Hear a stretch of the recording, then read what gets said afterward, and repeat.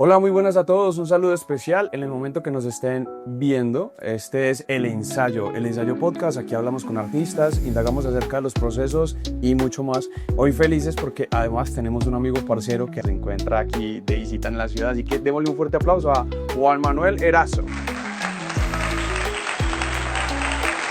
Juanma, welcome to Medellín. Thank you so much. Ay, en inglés. Lo bueno que aquí vamos a entrevistar un improvisador, así que todo juego es aceptado, ¿cierto? La Claro. aceptación es lo principal. Exacto. ¿Cómo estás, Juan? ¿Qué has hecho? ¿Cómo te recibió la ciudad? ¿Hace cuánto no venías? Vine la última vez hace un año, casi exactamente en agosto, en julio del año pasado más o menos, estuve acá. Y pues yo viví acá en Medellín casi 8 años. Entonces pues muy feliz de estar aquí. Para mí esta es mi casa también, es igual mi familia es de aquí, ¿no? Por parte de mi mamá son de Medellín, entonces... Ah, tú tienes medio. Sí, tengo la mitad de Medellín, la mitad de Pasto. Interesante, qué interesante mezcla. Y es muy loco porque todos los chistes pastusos siempre tienen un paisa de por medio, ¿no? Sí, o sea, tenés a los dos personajes en conflicto en la sola familia. ¿Sí? Exactamente. El que se lo goza y el goza. Aunque yo te voy a decir, y lo he dicho muchas veces, que en lo personal la gente de Pasto me parece muy brillante. No, es que son... Es un Es impresionante. estereotipo que se tiene. Sí, es que de hecho ellos mismos crean el humor, en donde ellos se hacen ver en parte inocentes, ¿no? Que son a los que todo el mundo les toma del pelo, les mama gallo, y resulta que al final le dan la vuelta, ¿no? Entonces el paisa sale tumbado, ¿no? Es como ese Hay juego. que ver ese ángulo desde allá, desde la cultura, desde Pasto. Y un saludo para la gente de Pasto. Si alguien nos ve por ahí, un súper saludo. Seguro que Juan, sí. nosotros comenzamos la conversación aquí en el podcast siempre con el calentamiento. Obviamente estamos en el ensayo, entonces en el ensayo tenemos diferentes momentos. Cuando hablamos del calentamiento, nos gustaría saber, y las personas que están viendo este contenido antes, en el previo, antes de salir a función, ¿tienes algún ritual? ¿Qué sueles calentar? ¿Cuál es tu rutina? Sí, yo creo que mi calentamiento ha ido pasando a través de mi carrera por diferentes estados. Al principio, obviamente, cuando yo hacía teatro mucho más clásico, un poco más formal, pues el calentamiento era grupal, ¿no? Todo llevado desde las Caminaba técnicas. por el espacio. Exacto, sí, conectar con el otro, estirar, todo este tipo de cosas normales que se hacen en el teatro. Y aplicando técnicas, sobre todo europeas o orientales, ¿no? O de Latinoamérica, pero que se han ido implantando en nuestro teatro. Sí. Con el tiempo, como me fui mudando hacia la impro, empecé a encontrar otro tipo de calentamiento, ¿no? Entonces ya había un calentamiento mental, porque pues en el ensayo normal, cuando uno tiene un texto, pues sí, está repasando texto y todo, pero aquí, entonces era activar, Rapidez. exacto, entonces agilizar el pensamiento, juegos de reacción, de acción, etcétera. Y pues calentar el cuerpo normal, ¿no? Y después, cuando migré ya a estar solo en el escenario, empecé a encontrar una forma de... Entonces yo, digamos que desde que sé que tengo función, yo empiezo a calentar. Sí. O sea, todo el día estoy calentando, estoy preparándome. Entonces, cuando yo ya llego al espacio donde me voy a presentar, lo primero que hago es como empezar en comunión con el espacio, porque como voy a estar solo en el escenario, empiezo como a comunicarme con él para ver qué posibilidades tiene. Como trabajo en espacio vacío, eso puede sonar un poco raro porque, bueno, ¿qué posibilidades tiene un espacio vacío? Y realmente para mí, Infinitos, diría yo. exacto, porque todo empieza a partir de mi imaginación. Mm. Entonces yo empiezo a crear atmósferas y ya empiezo a jugar con el luminotécnico. Si estoy con los músicos, entonces con las atmósferas de los músicos, con todo esto. Y luego empiezo a hacer un trabajo físico normal de estiramiento, de calentamiento, fuerza, y después hacia adentro. Entonces ya me aíslo, me pongo audífonos, pongo una música que me guste. En este momento estoy utilizando un artista que igual también se lo recomiendo, Por que sea favor, este es el espacio para hacer recomendación. Omer Arnanda. Es un artista que hace música electrónica tribal. Sí. Es una cosa de locos. Uno se pone eso y empieza a Un viajar. trance. Sí, total, voces y sonidos africanos mezclados con electrónica. Es una cosa brutal. Bueno, Búsquelo yo por sí ahí. lo quiero, ahorita lo anoto, porque Ujú. es el tipo de mood que a mí me gusta, que tenga percusión y toda la... Exacto. Y el beat muy, muy fuerte. Entonces ya después entro en eso y genero, si se puede, en el camerino oscuridad. total. Me siento ya como a meditar, a blanquearme, porque a través del proceso que llevo haciendo en toda mi vida artística, llegué al punto en donde yo decía, bueno, yo estoy trabajando desde el ego, Ujú. ¿no? El ego del artista, el ego del actor es muy fuerte. Total. Y desapegarse de él para poder permitir que un personaje entre a veces es duro, ¿no? Porque siempre quiero estar El ego quiere protagonizar. exacto. Entonces es como ir hacia adentro en la introspección hasta que llego al yo, quién soy yo, no sé quién soy. ¿En dónde estoy? Exacto, no hay espacio, no hay tiempo, no hay yo. Ok. Y ese vacío me permite empezar a crear. Entonces yo lo que estoy haciendo en este momento es como generar una posibilidad de ser un canal a través del que los personajes empiecen a hablar. De hecho, me ha pasado ya varias veces y es que terminan las impros y no solo como por la velocidad de lo que pasa, sino que después veo las grabaciones o algo y he dicho unas cosas que tal vez a mí nunca se me hubieran ocurrido. Entonces yo digo, esto no vino de mi mente, porque la mente siempre procesa cosas que uno tiene adentro guardadas, ¿no? Ujú. Como una base de Normalmente datos. se nos saca lo que más facilidad le genera, ¿sí? Exacto, pero aquí a veces salen cosas y discursos que yo O digo, sea, es tan grande el trance que hay una posesión completa. sí, anoche de hecho que tuve función, me tomaron una foto y cuando la amplié no era yo. O sea, la cara estaba Qué loco. completamente transfigurada. Y yo decía, por Dios santo, ¿esto qué es? ¿No? Entonces como que trato de eliminar el yo y ese ha sido mi calentamiento últimamente. Bueno, te cuento que llevamos alrededor de unos 22 o 23 programas y te acabas de ganar la medalla al calentamiento más elaborado que hemos visto en el ensayo. Sí, porque es un montón de momentos, hermano, pero es interesante. Además, el concepto que tú estás tocando con respecto a dejar que el ego vaya a un lado para poder transmitir o dar ese espacio para que el personaje habite, Ujú. es un concepto muy interesante. Sí, además que descubrí que se establece, lo que pasa es que yo le empiezo a estudiar hace un tiempo este concepto de la física cuántica y de este asunto de la energía que nos rodea, ¿no? Del éter y de la mente común, ¿no? Entonces hay un imaginario común y un imaginario particular. Pero cuando los músicos y yo entramos y la luz, o sea, el luminotécnico, entran en ese espacio de creación, como yo estoy creando a través de las ideas de las personas que en mi monólogo que está, además está en etapa de mudanza de título porque se llama Para todos tus miedos, pero ahora quiero llamarlo Tengo miedo y qué, ¿no? Una, Porque una declaración oficial, es muy sí, humana, claro. porque nosotros los ocultamos, ¿no? Todo el No, tiempo no, estamos diciendo, yo no tengo de eso, no, a no mí me da no. miedo. Exacto, pero cuando te enfrentas realmente a ciertas cosas es como que te paralizas. Entonces ahora como que yo recibo los miedos de las personas porque se les pide cuál es su mayor miedo. Y cuando yo permito que ese miedo que parecía particular es común, Sí. ¿no? Anoche, por ejemplo, fue uno muy bonito que fue miedo a despertarme y saber que toda mi vida fue un sueño. Yo tengo miedo de despertarme y saber que son las 10 y no he llegado a trabajar. También se vale. Claro. El tuyo está más profundo, ¿eh? Claro, el de esa persona fue como, uff, ¿no? Es como, ok, Se parece un poco a esa idea del Deus is Machine, ¿no? Que es como el Dios que llega y lo arregla todo de la nada y cuando el problema está muy complicado es una fórmula griega. sí, Cuando ya la cosa estaba horrible, llega Zeus en la nube, pum, pum, pum, y el arregla Deus, todo. claro, el Deus ex machina, ¿no? Es como que aparece y lanza el rayo y todo se soluciona cuando no tenía para dónde. Y efectivamente anoche pasó eso, ¿no? Fue como que, listo, todo este imaginario colectivo, esta energía, este éter que se empieza a mover dentro de mí.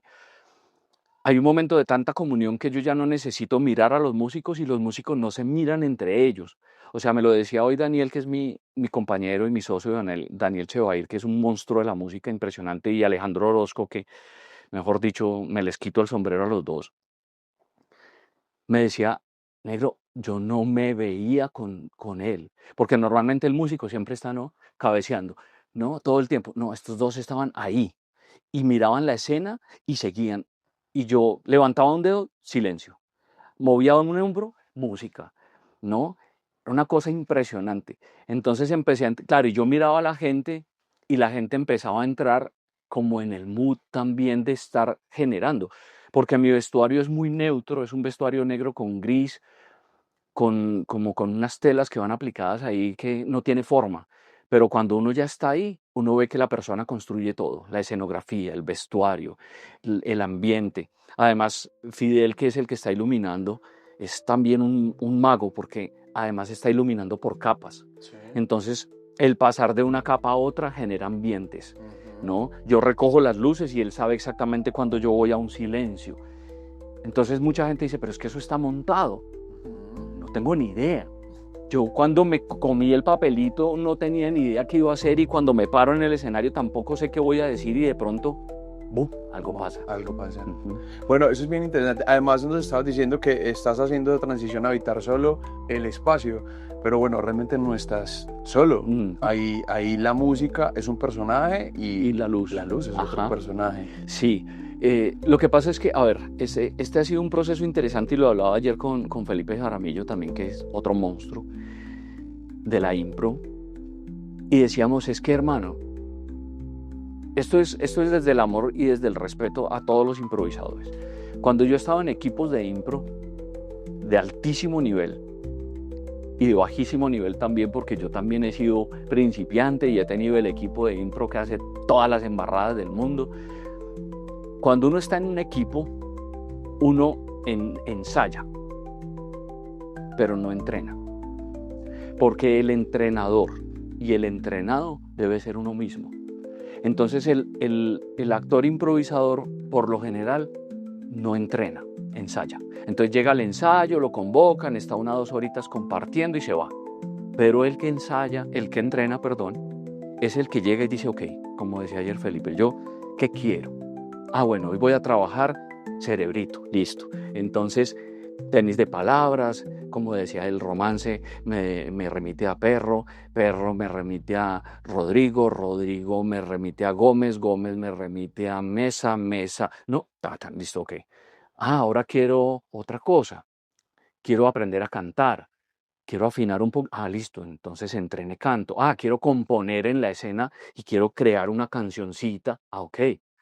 No, todos son como entrenamientos de muchas capacidades que tú tienes, Ujú. pero que no las despiertas. Entonces, cuando estás en el escenario improvisando con otros, empiezas a dormir y te quedas en tu lugar de comodidad en donde ya sabes que eres muy bueno para hacer personajes y chistes. Y que tienes tu gama de 4 o 5 personajes que vas a la fija y que conectan con el público. Exacto, tus personajes tipo que te definen, tú vas a las viejitas perfectas, entonces las viejitas. Y hago el personaje... La gomela, el parcero, a los que normalmente se puede Exacto, llegar más fácilmente, porque además son los personajes que uno con los que más habita. exacto, los prototípicos. Y de hecho, cuando yo empecé a hacer impro, esa fue mi investigación, el personaje tipo, ¿no? Todo lo que venía de la comedia del arte, que son personajes tipo que permiten que muchos seres se reconozcan ahí, que es lo lindo de la comedia. Pero cuando yo ya me alejo de la comedia también y me voy hacia la tragedia y me voy hacia las profundidades y me voy hacia la poesía, pues entonces esos personajes chillan, ¿no? Porque entonces el personaje tipo ya queda le queda como grande la ropa, ¿no? Es como que esto no acomoda. Entonces, ¿qué pasa cuando una persona es normal, pero tiene una psicología, por ejemplo, es un asesino en serie? Pero el tipo no puede verse como el asesino que está, soy malo, no, es que Que realmente ninguno en serie se ve así. no, para Vamos a nada. dañarles ese mito de una vez. Sí, Se ven tranquilos, normales, chéveres. De esas son las es películas. más, mira a tu alrededor. Si no hay ninguno, eres tú. Está bueno, está bueno. Entonces, claro, viene esa psicología y cuando ese personaje entra en mí, entonces ya no puedo permitirme yo hacer clichés. Entonces me empieza a exigir una corporalidad y una rítmica y una cantidad de Un energía. cambio de voz, de energía. Exacto, la rítmica de este personaje, la vitalidad del personaje cambia. Pero como inmediatamente aparece otro y otro y otro, entonces tengo que empezar a mudar de uno al otro en la misma energía. Claro, hay personajes secundarios o terciarios que aparecen, se llevan una cosita y se van. Pero si ayer estaba el dueño del mundo y al lado estaba Lucifer y después estaba Dios sentado y después estaba un perro claro, todos tienen que tener una psicología muy específica que es lo que me parece a mí tan fascinante y que me tiene a mí tan sorprendido todos los días y que o sea, que es lo que me permite a mí estar ahí, Ujú. porque se me había vuelto repetitivo. Ok. No, sí, ya uno sabe que Ya te listo. sabías la fórmula. Exacto. Y ahora entrar en ese estado de incomodidad, salir del sitio de confort, me ha llevado a cuestionarme a mí mismo. Entonces, el viaje ha sido muy interno para poder entrar y sanar un montón de cosas que estaban ahí, y al sanarlas las conoces, ¿no? Porque quien desconoce la oscuridad no conoce su luz. Entonces, primero hay que bajar a la oscuridad con luz para ver qué es lo que hay allá guardado, como en el cuarto de San Alejo, sacar todo el desorden y entender, es que yo también tengo un computador por allá guardado, tengo una ropa que me encanta y no me la había vuelto a poner, sí están las cenizas de mi abuelita, ¿no? Todo lo que pueda estar habitando en la oscuridad del desconocimiento sale a flote. Y entonces ahí uno empieza a regalarse un montón de cosas maravillosas y todos los días te sorprendes. Claro. Bueno, a mí me parece, bueno, de lo que estás diciendo, es como llevar un poco a más la técnica de la improvisación y sin ser desmeritorio con la técnica, porque es Ujú. una técnica que yo creo que necesita unas personas con un talento muy especial y es lo que tú dices, la capacidad de reacción, de interacción, de rapidez, un montón. Sumado a eso, pues lo más básico a lo que llegamos son los personajes arquetípicos que son los que le salvan a uno la vida y los que más uno conoce.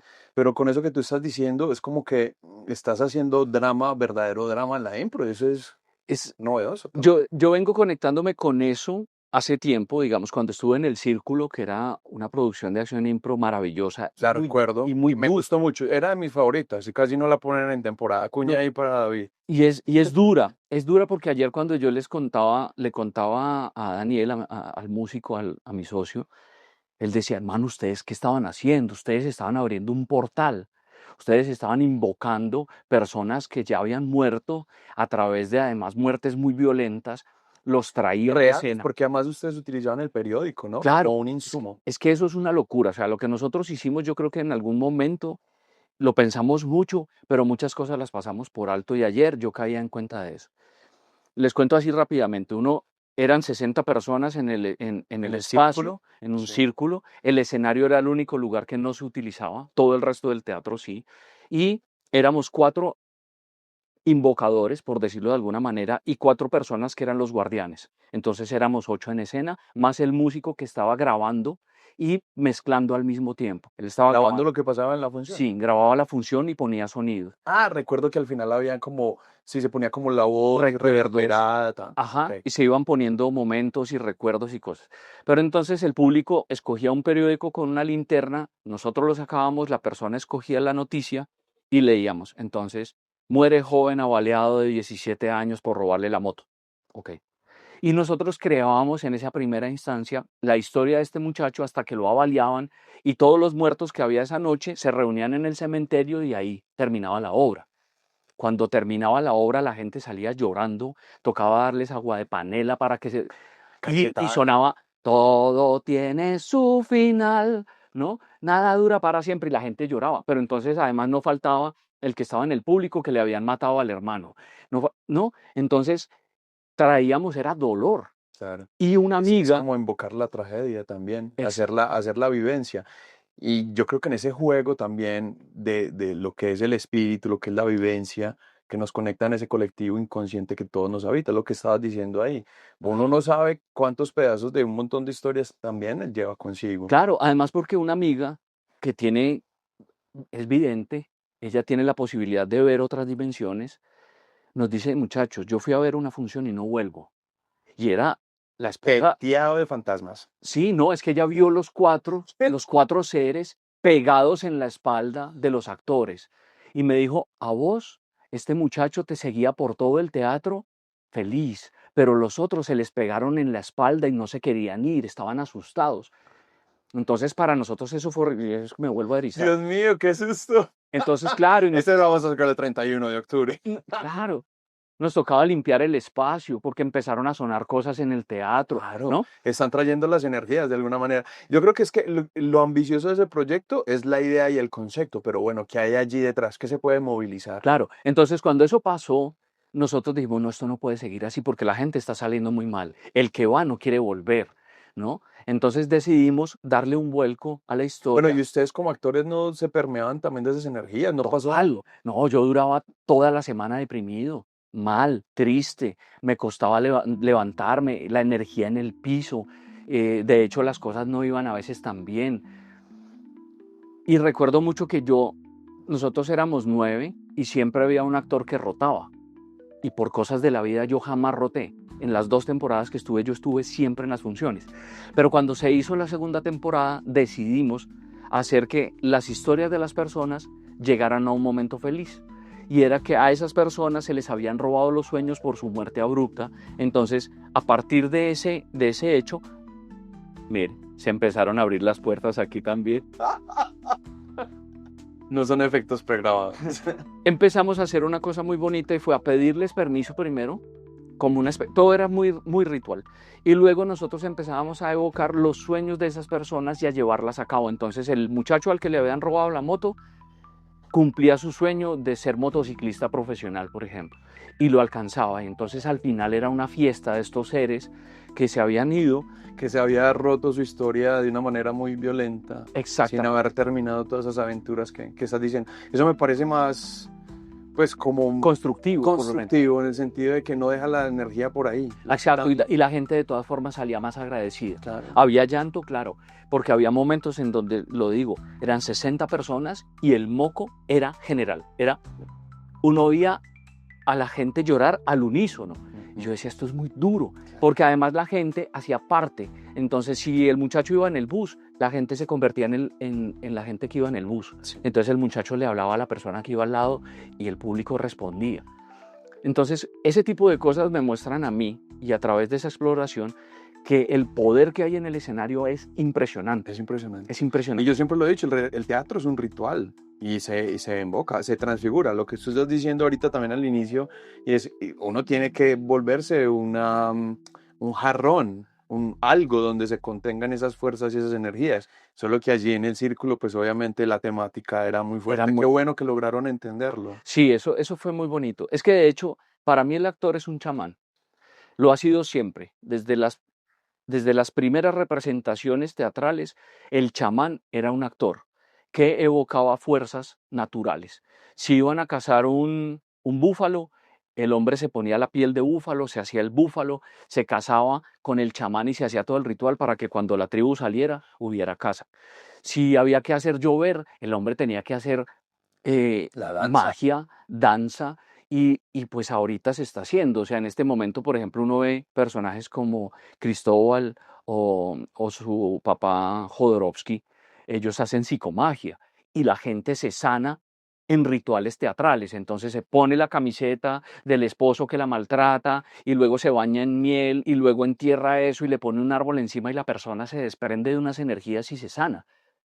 Entonces, sí hay una magia. Y cuando uno cree lo que está Más sucediendo, poder le da. claro, es que piénsenlo así, si yo voy a donde un médico y el médico me dice, mire, tómese esto, es una molécula en un cuerpo que es plagado de billones de moléculas, y me dice, tómese esto, que esto lo sana, y usted toma esa molécula y se sana, ¿quién lo sana? ¿La molécula que usted ya tiene porque la ha respirado, se la ha comido, le ha pasado por la piel? ¿O el poder que usted tiene de creer que eso funciona?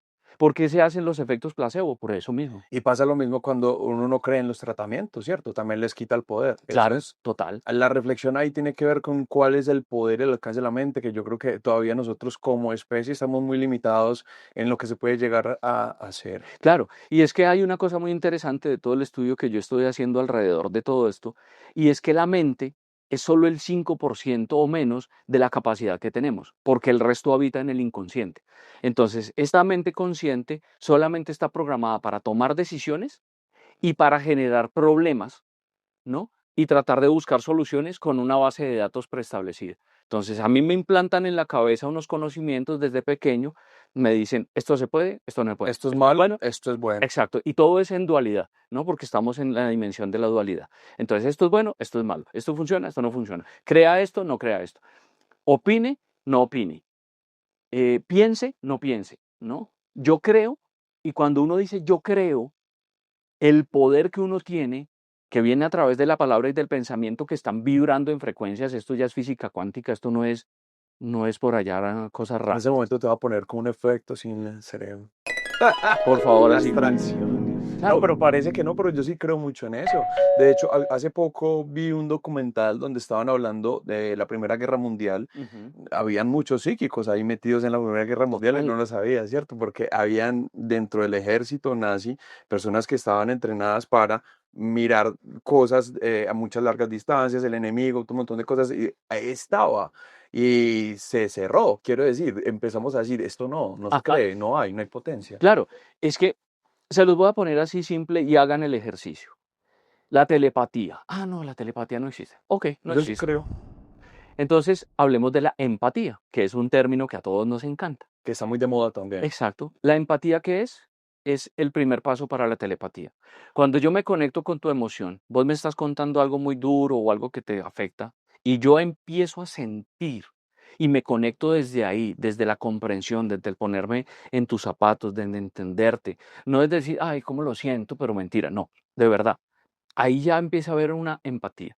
Y luego, yo no necesito ni palabras para empezar a entender tus pensamientos. Tú me puedes decir una cosa en texto y otra cosa es lo que yo ya estoy recibiendo. Y yo creo más en el gesto. Total. Y es que Greenberg lo hizo. Jacobo Greenberg hizo el experimento. Puso a dos personas y era un científico, neurocientífico o sea, estudiado en Nueva York.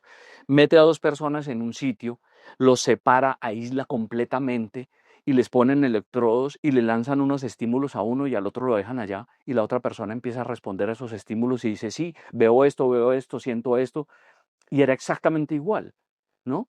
Entonces, él dice, si eso pasa aquí controlado, ¿qué pasa en la mente en común? ¿Qué pasa en esa malla que nos conecta a todos? Por eso uno a veces lanza una idea y si no la ejecuta, alguien la hace después. Y dice, ah, pero es que yo quería hacer, ah, Yo lo había pensado, pero te faltó la sí, acción. exacto. Se los cuento así breve. A mí me pasó una vez. Hace mucho tiempo, ustedes se acordarán en las plazoletas de comidas, ponían, le entregaban a uno un aparatico. Ah, no, sonaba un timbre con el pedido. Entonces todos los restaurantes tenían un timbre y eso era un ruido por todos lados. Y yo un día sentado con alguien le dije, qué pereza este ruido. Deberían entregarle a uno un aparatico que le vibrara en el momento en que el pedido está. Y ya. Y lo dejé ahí. Cuando a mí un día me entregan un aparatico y me vibra al rato, yo, no, ¿por qué no era ingeniero? ¿Por qué no hice algo con este? La vibración quedó, la idea Lo quedó importante es que hiciste un gran avance para la humanidad, para la para la ciencia. gente que pide en el restaurante. Pero no Lo creo que mismo. sí, además la predisposición también con la que tú enfrentas una situación dada, un conflicto, eso también, digamos que te ayuda a demostrar qué tan fuerte, qué tan preparado, cuánta experiencia tienes o cuánto debes repetir la misma situación. Exactamente. Además, creo que la resonancia que nosotros emitimos, la frecuencia en la que nosotros nos movamos, es la que corresponde, ¿no? Si yo estoy vibrando bajito, si yo estoy mal, si yo estoy triste, si yo estoy deprimido, vivo de víctima todo el tiempo, atraigo a mi vida eso, victimismo. Y encuentro victimarios en todas partes y yo sigo siendo el pobrecito. Si yo salgo de ese estado y empiezo a cambiar mi vida y digo, yo no soy víctima de nadie, soy responsable de mis actos y empiezo a ser consciente de lo que hago, los actos empiezan a aparecer y en mi vida empiezan a aparecer personas que están vibrando en la misma frecuencia. Totalmente. Entonces ahí se cumplen los sueños y uno dice, ay, pero qué maravilla, todo lo que estoy pensando se da y todo fluye. Pero si usted se mete en otra dimensión de vibraciones bajas, nada fluye, todo le llega mal, porque el universo no discute con nadie. Exacto, es lo que tú estás pidiendo y no te estás dando cuenta de eso. Es el genio de la botella. Tus deseos son órdenes. Y uno Exactamente. dice, pero ¿por qué la vida me trae lo mismo? 35 La separaciones. misma relación eternamente. Exacto, pero es que han sido 35 personas. Y van a seguir siendo porque usted es eterno. Y si usted no entiende en esta vida la tendencia, tiene eternidad para esto, entonces tranquilo que el curso sigue. Y Y puedes repetir las veces que quieras. seguirá en primerito de primaria aprendiendo a sumar. Oye, Esteban, esto está muy interesante, pero vamos a meternos un poquito en materia. ¿Mm? Yo quisiera saber, y las personas que se pillan este contenido, ¿cómo es la historia de Juan? ¿Cómo inicias en las artes escénicas? ¿Había otra oferta, otra cosa te llamaba? ¿Y por qué finalmente decides por las artes escénicas, el teatro y ahora la impro? Bueno, Yo creo que el histrionismo estuvo siempre en mí. O sea, yo tengo fotos de cuando era niño, muy pequeñito, haciendo Simón el Bobito, haciendo la poesía en el colegio. Mi colegio nunca tuvo grupo de teatro, pero yo siempre estaba en la izada de Pero la tenía a Juan bandera. Manuel, que era Sí, el siempre. elenco completo. ¿Quién va a hacer la poesía? ¿Quién va a hacer el cuento? No, siempre. El que representa, todo. Entonces, cuando salí del colegio, un amigo me dio la oportunidad de quedarme con un personaje que él hacía en una obra de teatro universitaria, que de hecho es una obra paisa, que es una adaptación como de, no recuerdo bien, pero creo que era como Romeo y Julieta en un bar de prostitutas, una vaina así. Entonces mi amigo dijo, "Uy, yo no quiero hacer esa vaina, ya me mamé, hágale usted". Y yo, bueno, me metí y me encantó. Además porque me tocaba besar a una vieja y era feliz. Profesionalmente hablando. Claro, todo era en la técnica. Tenía 17 años, entonces esas hormonas para quién sabe en dónde. Que todo sirve. Tenía pelo, o sea, no, o sea, testosterona a morir. Entonces, claro, arranco por ahí y un poco después un amigo me lleva a Caracol. Él trabajaba como extra en unas series que en ese momento, cuando Caracol se hizo canal independiente, era una serie que protagonizaba Marlon Moreno y Marcela Gardiazabal, que ahora se llama Marcela Mar. Y resulta que yo iba todos los días, no tenía nada más que hacer, entonces yo iba a trabajar todos los días a la serie. Y ya tanto así que era un extra, que me llevaban continuidad de vestuario, me maquillaban. El extra que terminó protagonizando por Juan Manuel Erazo. No, es que yo tengo una anécdota de eso. Yo grababa los programas. Y una vez grabé un programa y lo vi y se hizo un paneo de un patio del colegio. Era una serie de unos muchachos de un colegio. Y aparecía yo jugando voleibol. Al momentico aparecía yo sentado en la playa. Aparecí como 5 veces en un solo paneo. O sea, yo no, Juan Manuel, 5 ropas diferentes. Entonces, claro, estaba Diana Ángel, Jorge Pérez. O sea, estaba un gran elenco. Y un día hicieron un casting dentro de la serie para quedarse como el amigo del antagonista, que era Jorge Pérez, que era el malo del colegio, el que hacía bullying. Y a mí me vio Noé Salazar, que era el director, y Marlon vio el casting, Marlon Moreno. Pero resulta que por estatura, Jorge Pérez es mucho más alto que yo, en encuadre no podían. Entonces Noé me decía, mira, me encanta el trabajo que hiciste, porque yo me preparé el personaje y todo, pero por encuadre no me da. Entonces le dieron el personaje a otro. Entonces eso a mí me dio re duro. Pero que no habían tacones o coturnos O por lo menos plataformas. un par de directorios telefónicos, Claro, alguna no que cosa. hubiera hecho Natalia París en la vida, no sé. Hay otras maneras, ¿sí? Sí, No se pudo. no, sinceramente no, porque había muchos planos de caminar y bueno. Mucho Entonces, plano general. exacto. Entonces, cuando yo salí y vio eso Marlon, Sí. vio que yo salí muy triste, me llamó a una aparte. A mí me decían Chiqui y me dijo, Chiqui, venga, hermano, usted es bueno para esto, usted tiene talento, pero sabe que váyase a estudiar, porque el paso de extra a actor se los cuento con los dedos de la mano. Si hay 4 o 5 personas en el país que lo hayan hecho, no hay más. Y eso a mí me quedó sonando. Yo me quedé un tiempo más haciendo de extra. Yo hacía extras hasta en Sábados Felices. Y cuando salió la carrera en el bosque, me metí. Porque el profesor de teatro de mi hermana era profesor allá también. Okay. Y el tipo era un teso, un monstruo. René Ríos, que donde quiera que esté, le mando un abrazo, porque sé que ese señor tiene además la fuente de la eterna juventud. Sí. Sí, dicen los Pase el secreto, por favor, en los comentarios. que lo han visto dicen que sigue exactamente igual. Y me metí a estudiar al bosque. 2 años después me encontré con Marlon Moreno, que paró cerca de la universidad y me saluda. ¿Y usted qué está haciendo? Yo estoy estudiando teatro. Y el man me da el abrazo y me dice, bien chino. 4 años más tarde estaba rodando una de mis primeras series en un canal de televisión y me lo encuentro otra vez. Me dice, ¿usted qué está haciendo? Le dije, estoy aquí rodando. Pero ahora tengo personajes. Y me abrazó y me dice, Qué bueno, es una historia muy bonita. eso fue muy hermoso porque él es mi... A veces uno necesita también, Juan, esa persona en el momento adecuado para darte el consejo puntual que estás necesitando, ¿cierto? Porque mira, qué goma, qué fanatismo y qué energía para hacer las cosas, pero obviamente eso que decía este man es muy cierto. Si tú no estás formado, eso te limita de alguna manera. Y no significa que seas mejor o peor actor. Ajá. Es una cosa de un requisito. Claro. Y además porque cuando yo entré a la universidad entré con tanto amor a la carrera que yo a los no sé, casi al año y medio, 2 años, ya estaba actuando con mis maestros en sus teatros. Era el único de los estudiantes que hacía teatro profesional y televisión al mismo tiempo. De hecho, yo aplacé como 2 semestres por programas de televisión y cosas que me salían. Entonces yo empecé a darme cuenta de que sí, de verdad, esto era lo mío. Pero cuando yo llegué a noveno semestre y encontré la impro, ¡pum! Adiós, todo lo demás. Adiós todo. Y eso fue muy duro porque la impro era una técnica muy nueva en el país. Ajá. Había 3 grupos de teatro que hacían impro. Estaba Ok. Acción Impro, Sí. La Gata. No, mentira, estaban esos dos. Es que eran los únicos referentes. Y El otro Johnston, apenas se estaba formando. sí, y Johnston en mí. Ok. Porque Johnston y Viola Spolin, o sea, no había ni videos en YouTube. Imagínate. O sea, era una cosa, usted no entra a YouTube y buscaba cualquier cosa, no había referente, nada, Claro, nada. todavía no habían empezado a subir. No, de hecho yo subí uno de los primeros videos que quedaron por allá guardados hace muchos años. Ahora hay que hablar para los anales de la historia.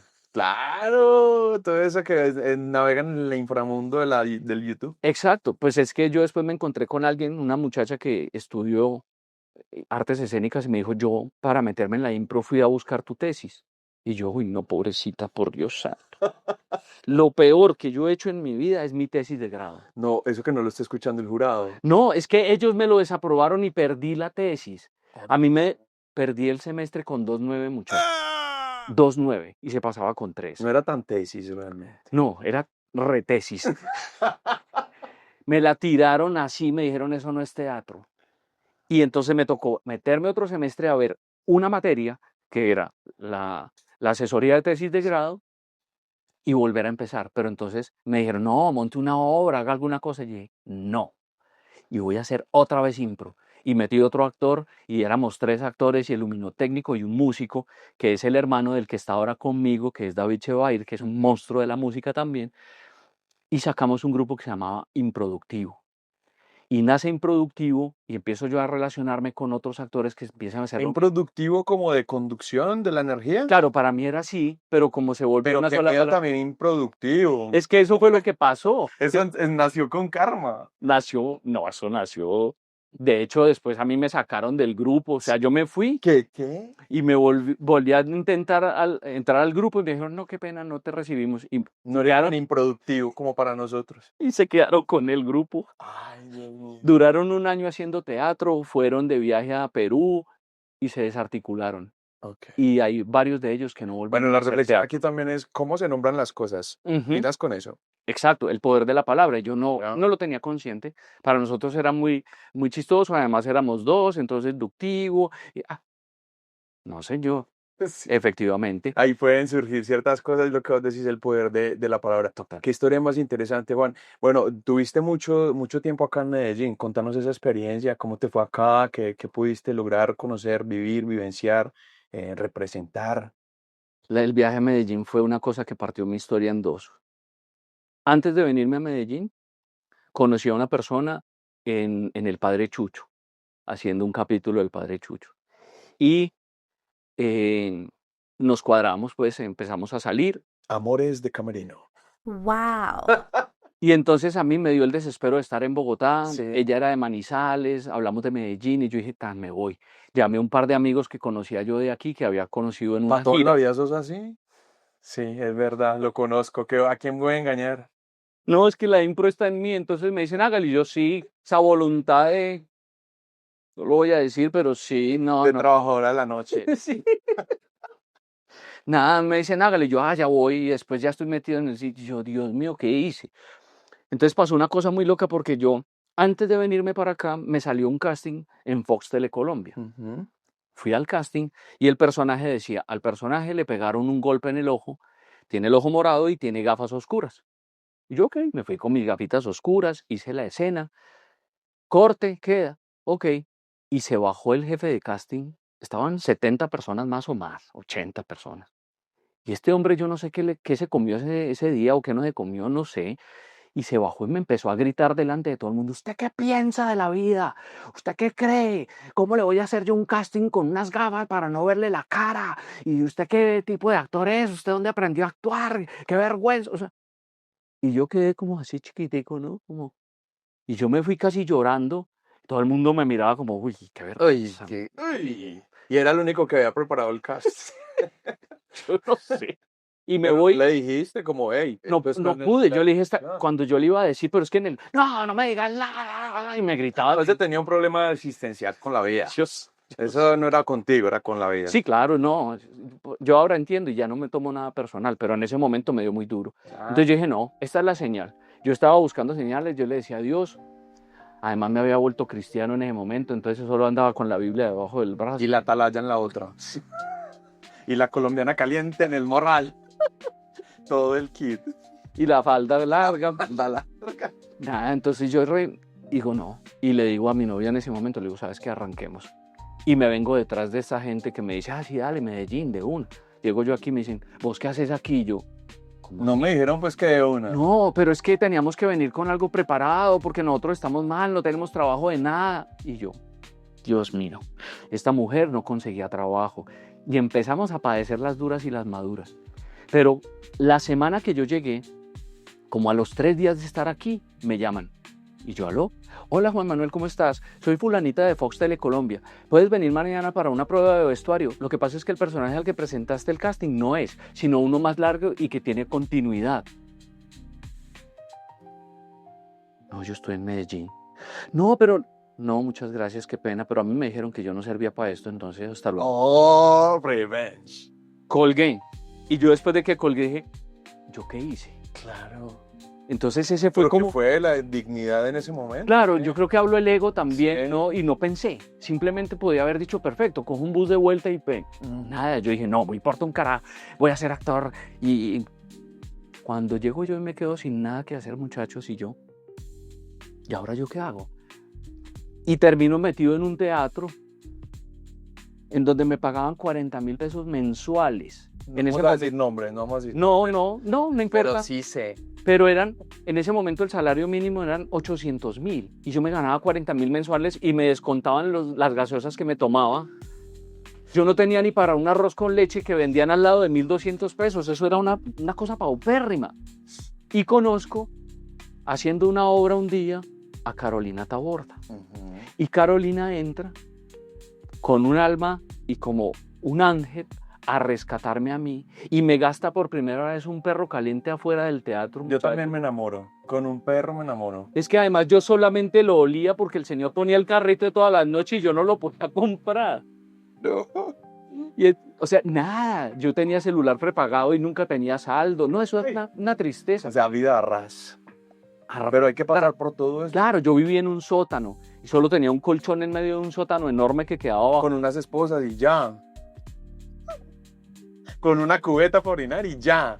Con una mesa de noche que hice yo mismo y eso era todo. Con las lágrimas le fuiste a... Y el resto era camine y dele para arriba y para abajo y trabajaba en el teatro de lunes a sábado. Sí. Solo tenía el domingo de descanso. Trabajaba de miércoles a sábado hasta las 3 de la mañana. Y dele. Y yo era el único que había estudiado, que era egresado en ese teatro. El resto, nadie, ni el director, ni nadie había estudiado realmente. Entonces yo los oía y veía las técnicas que se aplicaban en el teatro y yo decía, por Dios, ¿qué están haciendo? O sea, violencia, gritos. Y yo decía, pero esto no forma. Entonces yo ya empecé a darme a conocer, deforma y daña profundamente al ser humano y eso no, yo estoy en contra de eso. Pero bueno, yo empecé a vivir un poco más, Carolina me saca de ahí y al mismo tiempo me devuelvo a Bogotá a hacer un pequeño trabajo, pero la vaina no se da y ella me dice, oye, salió un trabajo aquí en la corporación donde ella trabajaba y me devuelvo y empiezo a trabajar, teatro corporativo, empiezo a hacer música y yo traía la impro y entonces me conozco con ustedes. Aparece Juan David Flores, Andrea Cadena, poco de muchachos que estaban empezando también en la Exacto. técnica de la impro. Y empiezo yo a compartir y se empezó a armar un grupo muy chévere, pero aquí ya estaba Acción Impro, pero Acción Impro era un grupo supremamente hermético, ¿no? Ahí eran ellos 5 o 6 y no había más. Pero hubo un momento coyuntural en Impro, se van unos de los miembros y el grupo queda en o cerramos o abrimos las puertas para que otros vengan porque esto ya es insostenible. O sea, se iban a reventar. Y abren las puertas y entro yo por una pequeña fisura. Sí, una fisura, un taller para un banco. Sí. Y voy dicto el taller y me enrolo con ellos y empiezo a caminar. Estaba dictando clase en un colegio de teatro, etcétera. y empiezo a hacer impro. Entonces me dan mi primera salida en acción impro a un formato y empieza a gustar. Y entonces ya me dan la segunda, la tercera, me empiezan a meter en los formatos, empiezo a entrar. Y si a ti te va bien en la impro, eso se va automático. Exacto. Y me fui por ahí, Porque eso entonces, tiene que ver mucho con la conexión del público y finalmente es quien lo tiene, quien sabe despertar esas emociones y transmitirlas y crea conexión. Con el impro es inmediato, porque con la obra de teatro lo elaborás, hay unos procesos, con la impro no tienes que tener esa chispa. Hay una, yo siempre lo he dicho, una condición muy especial en los improvisadores. Es un carisma, cuestión. sí, es el no riesgo al vacío, ¿no? O sea, no riesgo, no miedo al vacío. Porque cuando uno tiene un texto que te soporta, es una obra, estoy haciendo Otelo. Yo sé que Shakespeare ya ha probado eso y el mundo lo ha probado. Si estoy montando un clásico griego, yo ya sé que eso pega. Y si lo monto bonito y hago un buen personaje, ya está, ¿no? Pero cuando yo salgo al escenario y no tengo ni idea qué voy a hacer, ese vacío para el actor que está formado Solo normal, rellena la impro. eso es muy duro. Sí, claro. No, eso te descoloca. Por eso yo creo que es tan duro para un actor clásico entrarse a la impro y viceversa, ¿cierto? Sí, Porque una cosa es demasiado apertura, es demasiado abierto, ya te da esas herramientas y cuando uno tiene estructuras tan sólidas y cosas no funcionan, es un problema enorme. Pero es ahí donde la impro es muy valiosa para el actor, porque cuando pasan esas cosas, lo que te salva es la impro. claro, solucionas, ¿no? Cuando estás haciendo un Para que la gente no se dé cuenta de que realmente pasó algo. que no salió el actor. Resulta que el actor se enfermó atrás, como me pasó a mí cuando me fracturé en medio de una escena. Vivo y en directo. Me rompo la pierna en medio de una escena en el pequeño teatro haciendo una obra de Shakespeare adaptada a las tribunas de Medellín y Nacional. Y todo el mundo saltaba por encima mío y yo con el pie para adentro mirándome así. Y yo decía, por Dios santo, tibia y Por Dios peroné. santo. No, yo decía, tibia y peroné rota. Y todo el mundo siguió y me reemplazaron y me sacaron por detrás del teatro y la obra terminó, ¿no? Entonces el show debe continuar. El show debe continuar. Entonces es maravilloso, sí, y es maravilloso, pero uno cuando se enfrenta con un actor y lo subís a hacer impro, generalmente te dicen después, no, yo esto no lo vuelvo a hacer. Sí, se sufre, pero yo digo que si tú logras terminar o dar ese pasito de salirte del esquema, va a ser una herramienta que te va a salvar indudablemente muchas veces. Exacto, eso Lo digo sí, por experiencia. exacto. Yo sí eso se lo digo a todos los actores que estén en este momento viendo y que se estén formando o que estén en sus primeros pasos. Muchachos, la técnica de la impro, así usted vaya a ser actor de teatro, cine, televisión, de comerciales, de series web, de lo que se le dé la gana. La técnica de la impro le salva la vida a uno y le da tantas herramientas que cuando ustedes van a hacer un casting, ustedes tienen un banco de datos impresionante. Entonces el personaje suyo siempre va a ser muy nutrido. Yo me he ganado Y no castings te va a ganar la angustia, el miedo, la desesperación, que eso es lo que pasa exacto, normalmente, que te bloqueas. El total. impro siempre está luchando contra el bloqueo. Exacto, los nervios se acaban. Juan, si tu vida fuera un género teatral o un género, ¿cuál sería, crees tú? La impro. La impro. Sí, No, es que la porque impro tiene mil géneros también dentro de un género. para mí, o sea, la englobaría en la impro en general porque yo nací sin guión, ¿no? Yo, ninguno tiene un guión para la vida. Que me diga alguien qué le va a pasar en 10 minutos exactamente, no tienen ni idea. Mañana, Depende de tus decisiones. exacto, pero mañana yo me levanto y entonces va a llegar tal persona y Puedes decretar. exacto. Pero que eso sea exacto y yo sepa exactamente que Qué no. miedo también. Sí, Qué puerta miedosa. o qué tristeza, Sí. porque entonces Se le acaba la emoción de la vida. yo lo he vivido, yo he vivido momentos de depresión tan absurdas que yo sé exactamente qué va a pasar en 3 meses de mi vida. Y es que yo me levanto y desayuno y quedo libre. Me acuesto y veo televisión y me duermo y esa es mi vida. Y sé que mañana va a ser exactamente igual. ¿Por qué? Porque entré en un estado tan profundo de depresión y de desconexión con el mundo que no hay nada más. Entonces ya no hay nada que me sorprenda. Ya. Pero cuando uno empieza a moverse, se empieza a construir y yo soy co-creador de esta relación con el universo. Pero no sé qué va a pasar, porque cuando yo lanzo la propuesta, el universo me devuelve y yo tengo que estar listo para seguir jugando a eso, ¿no? O Exactamente. sea, yo estar Que aquí muchas veces sentado, la respuesta no es lo que esperas. De hecho, la mayoría de las veces es de cómo tú sabes adaptarte a lo que está sucediendo y cómo sabes sortearlo. Es lo que vos decís. La vida es un cúmulo de problemas. ajá, Tú tienes que resolverlos. exacto, y son es un cúmulo de oportunidades, porque también es como yo lo vea. Yo antes veía la vida como una serie de problemas a resolver. Ahora veo una serie de oportunidades a las que yo les puedo llegar de manera creativa. Entonces, cuando yo le cambio la perspectiva simplemente, ya para mí no es un dolor y una vaina, y yo qué hago. No es una angustia. Exacto, angustia, preocupación, ansiedad, Y es ¿no? una sola cosa, el cambiarle la perspectiva. Y para mí lo más importante que me enseñó la impro es vivir en el presente. Y cuando yo pude extrapolar del escenario a mi vida esos momentos y hacerlos cada vez más extensos, me di cuenta de que realmente el eterno presente es el único tiempo que existe. Y desde ahí yo soy el creador del universo que yo quiero.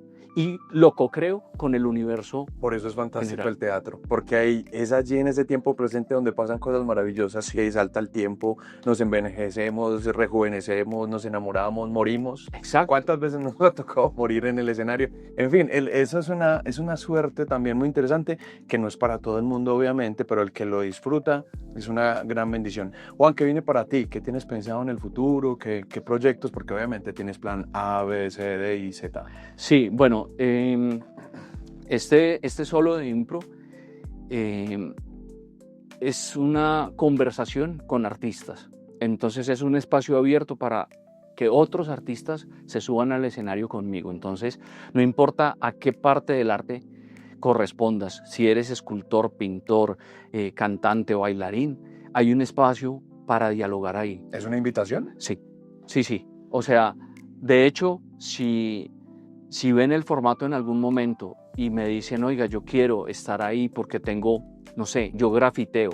Yo le digo, listo, usted tiene 1 hora y cuarto y un lienzo para grafitear lo que pase en la escena y lo que le nazca y lo que le surja. Y esa obra al final se pone en subasta y se vende. Y siempre será la composición de ustedes y siempre será diferente. Exacto. Que cambiará el artista. Siempre es única. Eso uno. 2, proyectos musicales, porque con mi socio ahora la idea también es evolucionar hacia la música, pero música electrónica con una puesta en escena que es más un happening, en donde la impro surge y se genera un personaje que entra a la atmósfera de la fiesta, en donde nosotros queremos empezar a generar un concepto nuevo de lo que es la fiesta. Wow. Porque en la fiesta hay una cosa muy tesa y es que las personas se pierden.